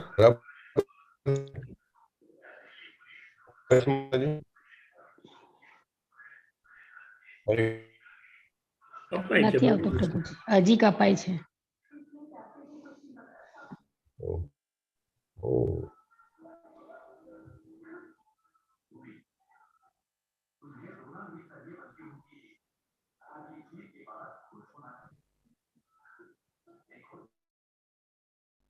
હરે કૃષ્ણ. બેલા માતાજી, અવાજ આવે છે? હા, આવી ગયો પ્રભુજી. આવી ગયો. All right. Okay, thank you. So આપણે બધા જે છીએ એ આહાર, નિંદ્રા, સ્વરક્ષણ અને મૈથુનમાં જો આનંદ માનતા હોઈએ તો આપણે અજ્ઞાન ભરેલું જીવન જીવી રહ્યા છીએ અને આપણને ભૌતિક જગતના બહુ જ દુઃખો જે છે અનુભવ થાય છે. સંભળાય છે ને હવે?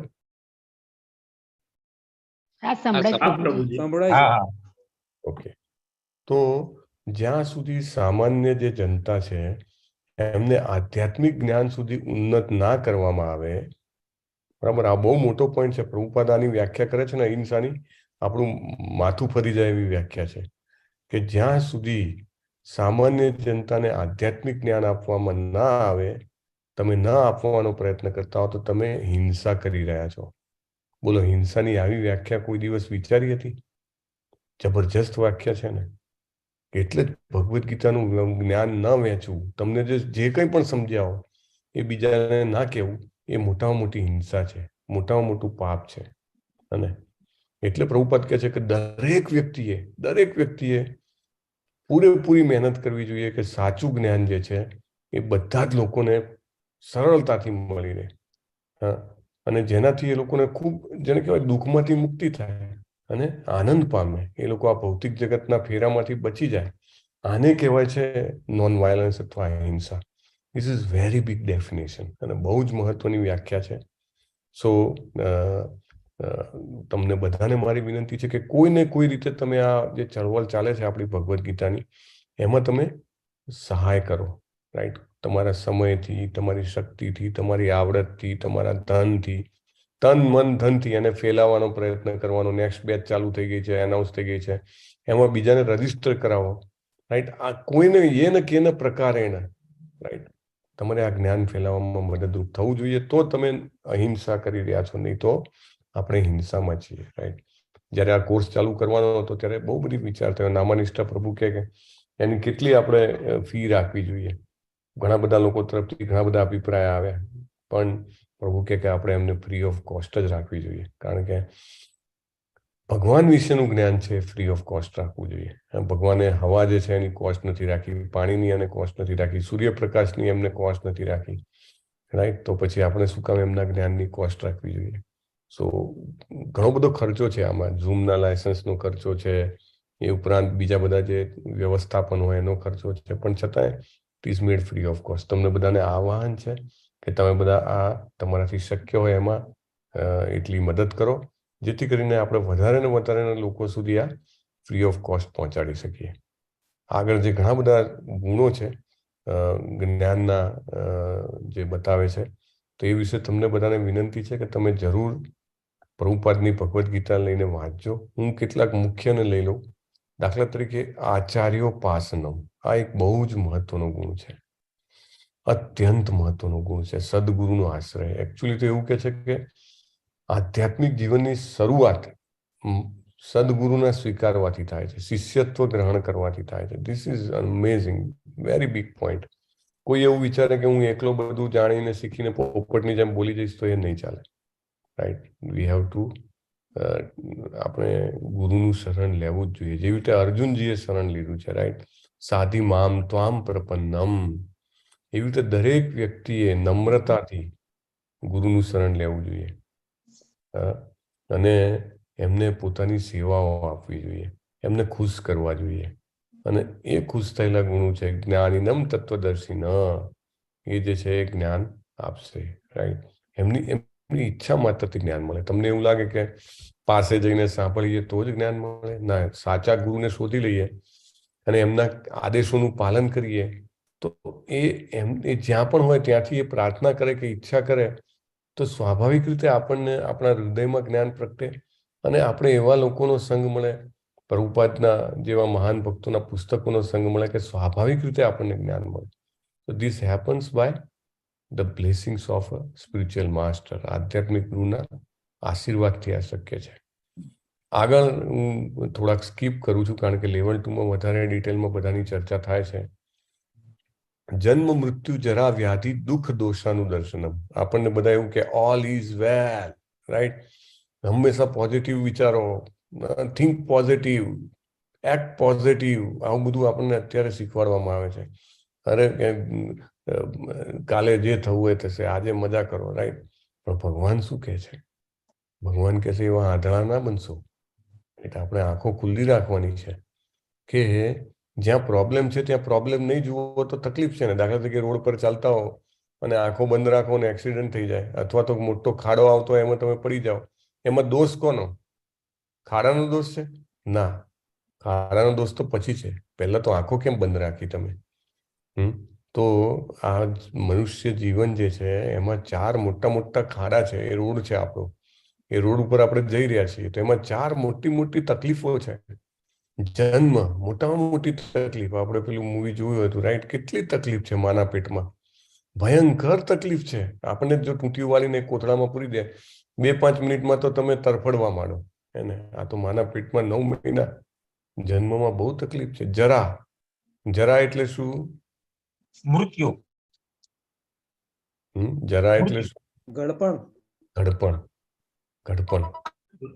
ઘડપણમાં કેટલી તકલીફ છે. ઘડપણમાં વ્યક્તિને કેટલી બધી ઈચ્છાઓ હોય પણ એ પૂરી કરવા માટે શક્તિ ના હોય. એને બહાર જવું હોય પણ જઈ ના શકે, અથવા તો જોવાનું હોય પણ આંખો ખરાબ હોય, સાંભળવું હોય પણ કાન ના બરાબર સાંભળતા હોય, કેટલી ઈચ્છા હોય ના થાય. એટલે ઘડપણ એ બહુ મોટું દુઃખ છે. મૃત્યુ, મૃત્યુ વખતે ગરુડ પુરાણમાં લખ્યું છે કે 40,000 વીંછી ડંખ મારે ને એટલી વેદના થાય છે. Can you imagine? એક વીંછી ડંખ મારે તો કેટલી વેદના થાય? 40,000 વીંછી. તો મૃત્યુમાં દુઃખ છે. અને વ્યાધિ, વ્યાધિ એટલે રોગ, રોગ, દર્દ, દુઃખ, રોગ. બરાબર, શરીરમાં રોગ થાય તો કેટલી તકલીફ થાય છે. આ 4 વિશે વારંવાર વિચારવાનું. ભગવાન એવું કહે છે કે આમાં દુઃખ છે એવું વિચારો. અનુદર્શનમ, અનુ એટલે વારંવાર, દર્શનમ એટલે જુઓ, વિચારો. આ વિશે વિચારશું તો આપણને ખબર પડશે કે હું આ શરીર નથી અને મારે મનુષ્ય તરીકે એકચ્યુઅલી હું ભોગવી રહ્યો છું, જેમાંથી મારે જલ્દીથી બહાર આવી જવું જોઈએ. મારે ફરીથી જન્મ નથી લેવો, મારે અહીંયા ફરીથી નથી આવવું, મારે ફરીથી ઘરડા નથી થવું, મારે ફરીથી મરવું નથી. હા, મારે ફરીથી રોગિષ્ટ નથી થવું, એવી ઈચ્છા ક્યારે થશે? જ્યારે એમાં મને તકલીફ દેખાશે તો ને. બાળકને શું તકલીફ પડી રહી છે ને એની આપણને કલ્પના નથી. આપણે બહાર બધા ખુશ હોઈએ છીએ બાળકનો જન્મ થાય ત્યારે. માના પેટમાં કેટલી તકલીફ છે તમે જોયું હતું ને મૂવીમાં. So we should not come back. એટલે ભગવાન કહે છે રોજ આમાં અવગુણ જોવાનો.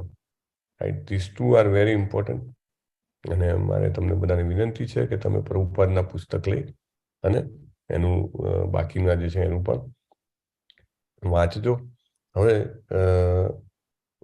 બીજા અમુક જે છે એ બહુ સરસ છે, લાઈક વિવિક્ત દેશ સેવિતમ, એટલે કે એકાંત સ્થળે રહેવાનું. તો આપણને એમ થાય પછી સમાજમાં રહેવું પડે ને, એકલા કેવી રીતે લેવાય?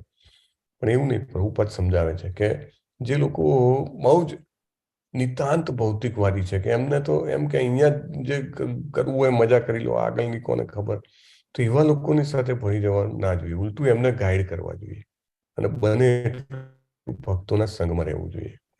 પછી આગળ પ્રભુપાદ સમજાવે છે પત્ની, બાળકો, પરિવાર વગેરે સાથે વગેરેનો ત્યાગ કરવો, એવું ભગવાન કહે છે કે પુત્ર દ્વારા ગૃહાધીશું. તો આપણને એમ થાય કે આ બધું છોડીને કેમ જવાય? તો પ્રભુપાદ બહુ સરસ સમજાવે છે. ના, છોડવાની જરૂર નથી. તમે તમારા ઘરમાં જ જો કૃષ્ણ ભાવનામૃતનો અભ્યાસ કરતા હો, ભગવદ્ ગીતાનો અભ્યાસ કરતા હો, તમે બધા સાથે મળીને ભગવદ્ ગીતા વાંચતા હો, તમે સાથે મળીને કીર્તન કરતા હો, ભોગ લગાવવા માટે, ભગવાનને પૂજા કરવા માટે ઘરમાં બધા સાથે રહો, તો એમાં સાથે રહેવામાં કોઈ પ્રોબ્લેમ નથી. એકચ્યુઅલી કળિયુગમાં બહાર જવું તકલીફ છે.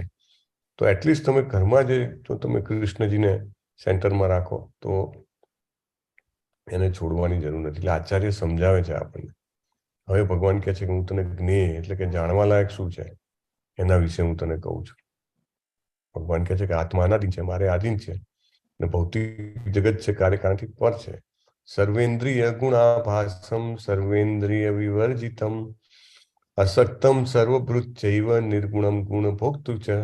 શું કહે છે ભગવાન? કે પરમાત્મા સર્વ ઇન્દ્રિયોના આદિ સ્તોત્ર છે. આપણી જે ઇન્દ્રિયો છે, જોવાની, સૂંઘવાની, સાંભળવાની, ટેસ્ટ કરવાની, સ્પર્શ કરવાની, આ બધી ઇન્દ્રિયો કોનામાંથી ઉત્પન્ન થઈ છે? પરમાત્મામાંથી. અને આમ તો આપણા બધાનું પાલન એ કરે છે. દાખલા તરીકે શ્વાસ તો ભગવાન ચલાવે છે, ખાવાનું તો ભગવાન પચાવે છે, લોહી ફેરવવામાં આપણે કઈ મહેનત કરવી પડે છે? હવે ઘરમાં પાણી ચડાવવું હોય તો મોટરમાં કેટલી પાવર વાપરવો પડે? જમીન ઉપરથી ત્રીજા માળે, ચોથા માળે, પાંચમા માળે કેટલો પાવર બનાવવા માટે કંઈક પાવર પ્લાન્ટમાં કેટલા કોલસા બાળે, અથવા તો ટર્બાઇન ચલાવે ત્યારે પાવર બને. એમાં કેટલી તકલીફ છે. અને ત્યારે પાણી જે છે ઉપર ચડે એ પાવરનો ઉપયોગ કરીને. એ પંપ બનાવવામાં પણ કેટલી તકલીફ. અને આપણા શરીરમાં ઓટોમેટિકલી પેલો પંપ મૂકેલો છે હૃદયનો, એ લોહી ફેરવ્યા જ કરે છે, વર્ષો વર્ષ, ક્ષણ પ્રતિ ક્ષણ. રાઈટ? તો ભગવાન જે છે એ આપણા પાલન કરતા છે, અને આટલું બધું પાલન કરે છે છતાં અનાસક્ત છે. આપણે તો આપણા છોકરાને નાનાથી મોટા કરીએ તો એમાં આપણી કેટલી આસક્તિ થઈ જાય. કેમ? તો કે પાલન પોષણ મેં કર્યું.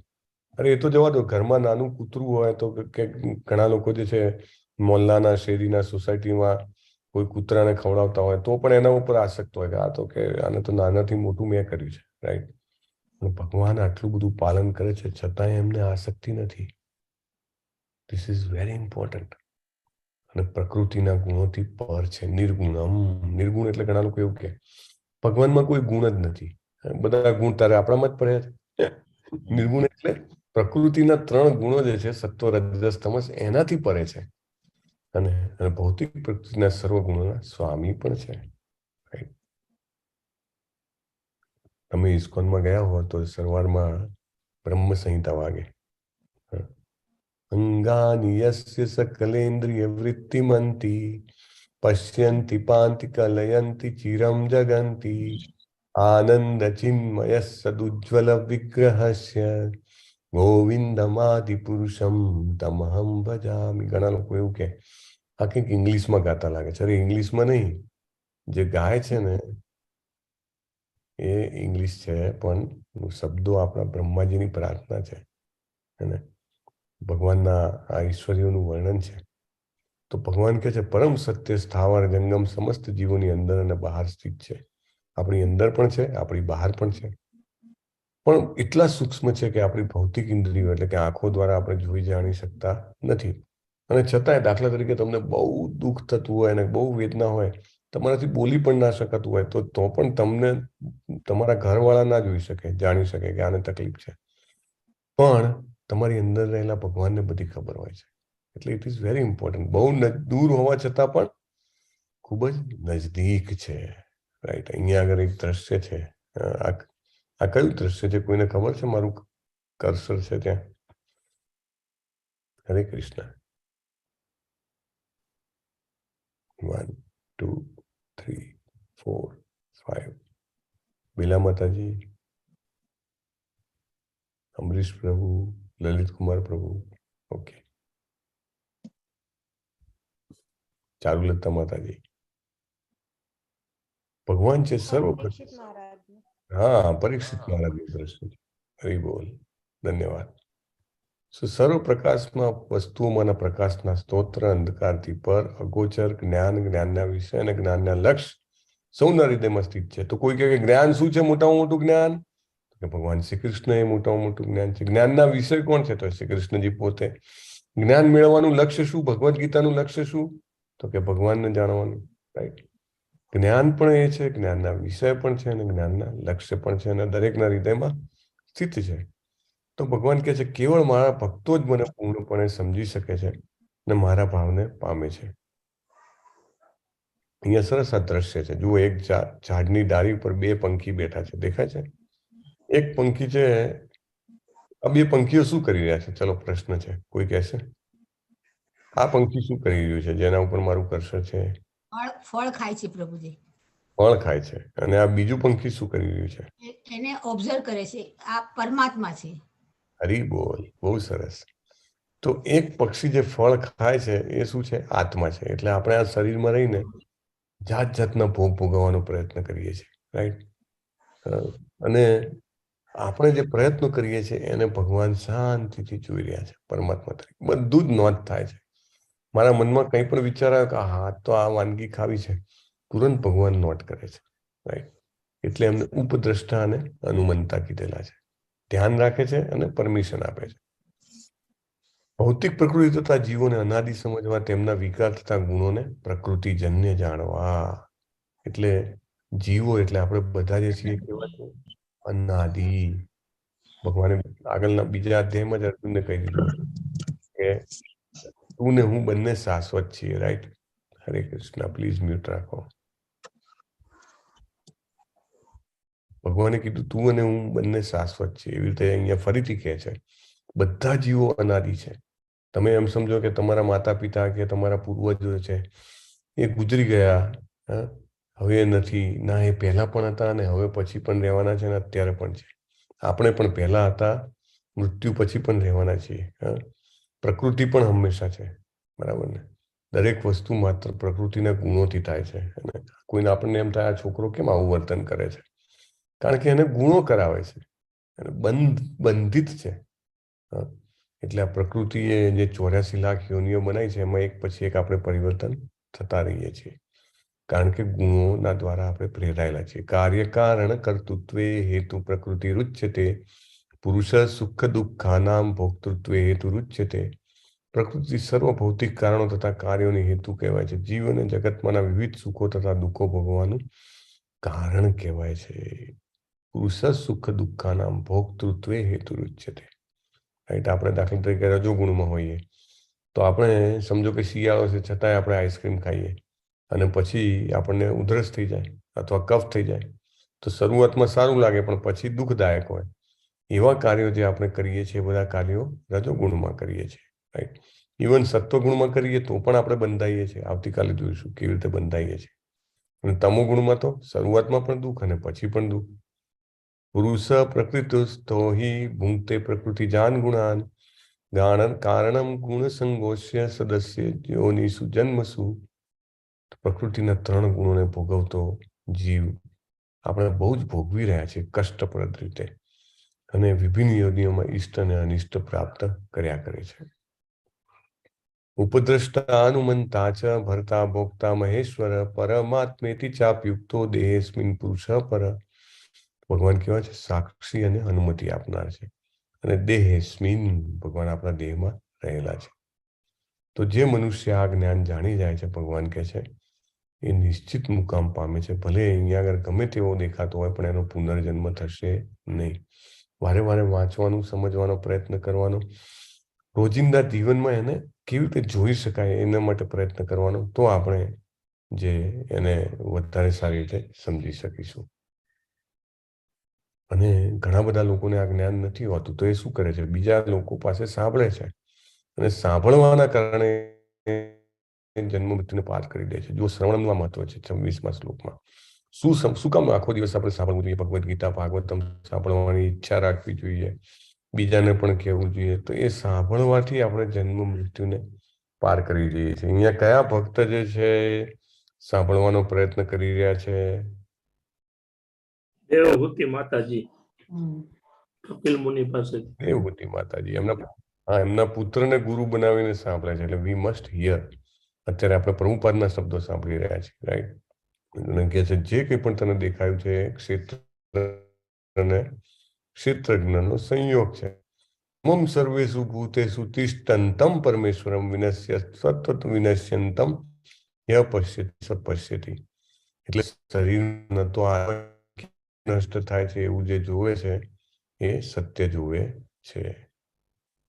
અને આપણે દરેક જીવમાં જો પરમાત્માને જોઈએ તો આપણે પતિત ના થઈએ અને દિવ્ય ગતિને પ્રાપ્ત કરી શકીએ છીએ. બહુ સરસ ભગવાન સમજાવે છે. દરેક જીવમાં જ્યારે આપણે ભગવાનને જોઈએ ત્યારે આપણે સાચી રીતે પ્રગતિ કરીએ છીએ. ખરેખર તો કોઈ વ્યક્તિ કશું કરતું નથી અને ગુણો જ બધું કરાવે છે એવું કહે છે. અને જેવી રીતે આત્મા શરીરમાં હોવા છતાં શરીરના કાર્યોથી લિપ્ત નથી. દાખલા તરીકે આકાશ જે છે એ બધી બાજુ છે, છતાં એ સમજો કે અહીંયા આગળ તમે ધૂળ ઉડાડો પણ આકાશ એનાથી કંઈ ગંદુ થાય? થોડી વારમાં ધૂળ તો બેસી જાય, રાઈટ? So like that. અને એકમાત્ર નાનો જે આત્મા જે છે આખા શરીરને ચેતનાથી પ્રકાશિત કરે છે. આત્માની સાઈઝ કેટલી છે? હરે કૃષ્ણ. વાલની ટોચ જે છે એને લો, એના 100 ભાગ કરો અને ફરીથી એમાંથી એક ભાગ લઈને એના 100 ભાગ કરો, રાઈટ? એટલી નાની આત્મા છે, છતાં આખા શરીરમાં કેટલી ચેતના ઉત્પન્ન કરે છે, રાઈટ? એ આપણે વિચારીએ તો આપણને ખબર પડે કે આપણે શરીર નથી. અને આ રીતે શરીર અને શરીરના જ્ઞાતા, એટલે કે શરીર અને આત્મા વચ્ચેનો જો ભેદ આપણે જોઈએ અને પછી આપણે આ ભેદ જાણીને શરીરની જે આત્માને મુક્ત થવાની પ્રક્રિયા જે છે ભક્તિ, એને જાણીએ તો આપણે પરમ ધ્યેયની પ્રાપ્તિ કરીએ છીએ. સો વાંછા કલ્પતરુભ્યશ્ચ કૃપા સિંધુભ્ય એવ ચ પતિતાનામ પાવનેભ્યો વૈષ્ણવેભ્યો નમો નમઃ. અનંત કોટી વૈષ્ણવવૃંદ કી જય. શ્રીલા પ્રભુપાદ કી જય. ભગવદ ગીતા કી જય. સદગુરુદેવ કી જય. હરે કૃષ્ણ હરે કૃષ્ણ કૃષ્ણ હરે હરે, રામ હરે રામ રામ રામ હરે હરે. હરે કૃષ્ણ.